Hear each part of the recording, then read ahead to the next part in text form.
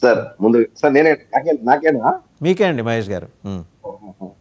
Sir ముందుగా నాకు అవకాశం ఇచ్చిన నాయకుల యజమాన్యానికి అలాగే మీకు ప్యానల్ నాయకులందరూ కూడా శుభోదయం తెలియజేసుకుంటూ సార్ మామూలుగా ఆ, ఒక ఒక రిటైర్మెంట్ ఫంక్షన్ లో ఎండ్ స్పీచ్ ఉంటుంది సార్, ఫైనల్ స్పీచ్ ఒకటి ఉంటుంది. ఉమ్, సో ఆ ఫైనల్ స్పీచ్ ఎలా ఉంటుందిరా అంటే అప్పటి వరకు ఎవరెవరిని హట్ చేసినా గానీ వాళ్ళ డిపార్ట్మెంట్ లో లేదా వాళ్ళతో కూడా పనిచేసినటువంటి వాళ్ళతో హట్ చేయడం కానీ లేదంటే కాంపిటేటర్స్ ని హట్ చేయడం కానీ అన్ని జరిగినప్పుడు ఫైనల్ గా రిటైర్మెంట్ స్పీచ్ లో అందరినీ టచ్ చేస్తూ ఒక అందరితో కూడా ఒక మంచి పాజిటివ్ గా నన్ను వదిలేసేయండనో లేకపోతే ఒక మంచి అభిప్రాయంతో బయట వాళ్ళని చాలా మంది ప్రయత్నిస్తారు.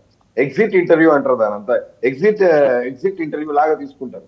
సో ఆ పాయింట్ లో నేను విజయసాయి రెడ్డి గారు ఓకే నాకు ఇన్ని రోజులు నాకు అవకాశం ఇచ్చినారు కాబట్టి అందరికీ థ్యాంక్స్ చెప్తూ మోడీ గారికి, అమిత్ షా గారికి, చంద్రబాబు నాయుడు గారికి, పవన్ కళ్యాణ్ గారికి, ఇంకా రాజకీయాల్లో ప్రతిదలుగా ఉన్న వాళ్ళకి, తిట్టుకున్న వాళ్ళకి, తిట్టించిన వాళ్ళకి అందరికీ కూడా ఒక నీట్ గా ఒక మంచి మెసేజ్ ఇచ్చేసి ఇక చాలు నేను ప్రశాంతంగా ఉండాలనుకుంటున్నాను, వ్యవసాయం చేసుకుంటాను అని చెప్పి ఆయన పక్కకి వెళ్ళిపోయారు. సో నిన్నటితో చెప్పాలంటే షాక్, చాలా మంది షాక్, సర్ప్రైజెస్ అలా వాడారు కానీ ఓకే సార్. ఎందుకంటే టు బి ఫ్రాంక్ చెప్పాలంటే ఆయన పబ్లిక్ లో కానీ పబ్లిక్ డొమైన్ లో డైరెక్ట్ పాలిటిక్స్ చేయడం చాలా తక్కువ ఉంది. ఎందుకంటే ఆయన రాజ్యసభ మెంబర్ గానే ఉన్నారు ఎక్కువ కాలం.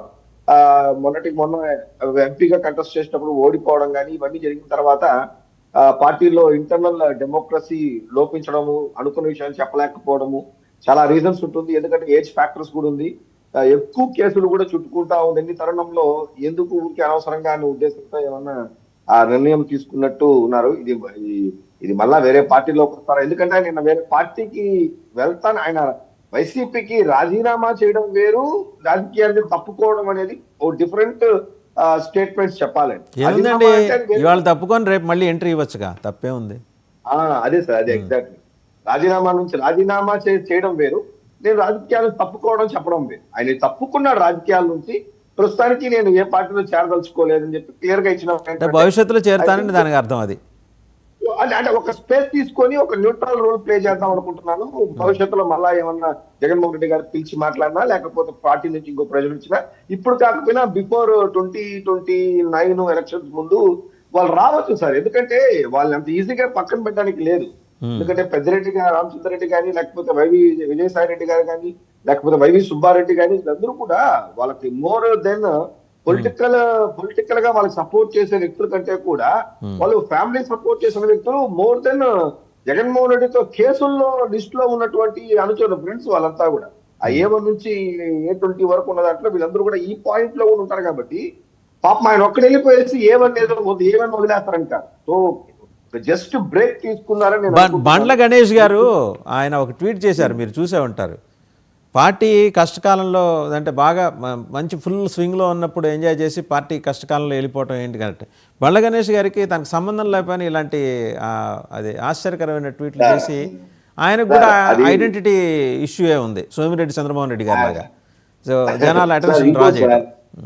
అందరూ ఒకటి అంటారు సార్, ఏమంటారంటే ఇప్పుడు ఓడిపోయిన తర్వాతే సార్ అందరూ కూడా పార్టీల్లో నాయకుడు చెప్పిన మాట ఏందో, ఆయన మోనార్క్ గా ఉంటాడు, హిట్లర్ గా ఉంటాడు, ఎవరు మాటలు కన్సిడర్ చేయరని చెప్పి ఓడిపోయి పార్టీ నష్టపోయేటప్పుడు ఈ మాటలు చెప్తారు తప్ప రూలింగ్ లో ఉండేటప్పుడు ఈ మాటలు ఎవరు చెప్పరు. రాజుగా ఉండేటప్పుడు ఆయన ఎవరు చెప్పరు. యుద్ధంలో ఓడిపోతేనే కారణాలు చెప్తారు, ఎందుకు ఓడిపోయినావు, నువ్వు నేను చెప్పింది లేదు, ఆ మాట లేదు అనేసి. గెలిచిన తర్వాత ఇవన్నీ కూడా తీసుకోదు. కాబట్టి పార్టీ ఓడిపోయినప్పుడు వైసీపీ కూడా ఏంటంటే ఇది ఒక టఫ్ టైమ్స్. రెండోది ఏంటంటే వాళ్ళకు నేను అదే సార్, ఒక ఐడియాలజీ మీద కానీ లేకపోతే అరువు తెచ్చుకున్న పార్టీ నేను ఎప్పుడు అంటాను, శవాల మీద పుట్టిన పార్టీనో లేకపోతే కాంగ్రెస్ చెడిపోతే బతికిన పార్టీనో అనే దాంట్లోనే వాళ్ళు ఇంకా ఉన్నారు తప్ప వాళ్ళకంటూ ఇప్పుడు 5 సంవత్సరాలు పరిపాలించినా కానీ ఓన్ గా వాళ్ళ యొక్క ఫౌండేషన్ వేసుకోలేకపోవడం అనేది వాళ్ళ యొక్క డిసడ్వాంటేజ్. ఇది మన ఫస్ట్ నుంచి కూడా చెప్తున్న వైఎస్ఆర్సీపీ అది ఒక పెద్ద ప్రాబ్లం అవుతుంది. ఇప్పుడు కూడా అదే సరే. అంటే ఇప్పుడు పవన్ కళ్యాణ్ గారితో ఆయనకున్న సాన్నిహిత్యం దృష్ట్యా ఆయన్ని ఏమన్నా ఇన్వైట్ చేయొచ్చా? ఏముంది, బాలినేని శ్రీనివాస్ రెడ్డి గారిని తీసుకోగలేదు, విజయసాయి రెడ్డి గారు ఏమైనా బరువు అవుతారా? అంటే అంటే అంటే అలా కాదు సార్, అది చెప్పలేం కదా సార్. అది ఇప్పుడు ఆయన తీసుకుంటారా తీసుకోకపోతారా అని కాదు. నేను అదే మళ్ళీ అనుకున్నాను, ఆయన రాజీనామా చేయలేదు సార్, రాజకీయాల నుంచి కొంచెం తప్పుకున్నాడు సార్ అని చెప్తున్నాను. ఆయన ఏదో ఇంకా రాజ్యసభ సభ్యత్వానికి ఏదో రాజీనామా చేస్తానంటున్నారు. సో జనసేనలోకి వస్తారా అంటే అది ఎట్లా సార్, అది అంత మేమైతే మాత్రం ఇప్పుడు ఆయన మా దాంట్లో టర్మ్ అయితే ఇంకోటి సార్, అంటే ఇక్కడ మహేష్ గారు ఆయన టర్మ్ 26 వరకు ఉందనుకుంటా, 2026 28 వరకు ఉంది.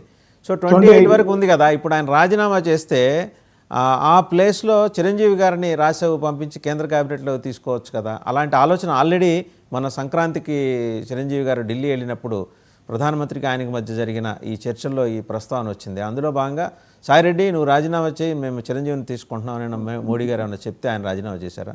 ఇలా అని ఢిల్లీ మీడియా అడుగుతోందండి, నేను అడగట్లా, ఢిల్లీ మీడియా అడుగుతుంది. అవును, నేను కూడా ఢిల్లీ మీడియాకి ఆన్సర్ ఇస్తున్నాను సార్, మీకు ఇవ్వట్లేదు కాదు సార్. చిరంజీవి గారికి రాజ్యసభ ఇవ్వాలంటే ఇక్కడ విజయసాయి రెడ్డి రాజీనామా చేస్తేనే ఓకే, రాజ్యసభ అవసరం లేదు సార్. ఆయనకున్నటువంటి ప్రొఫైల్ కి ప్రెసిడెంట్ గారి చేతిలో ఉన్నటువంటి ఒక 4 ఖాళీలు ఉన్నాయి రాష్ట్రపతి కోటాలో, ఇంకా 4 ఖాళీలు ఉన్నాయి. అదే సార్.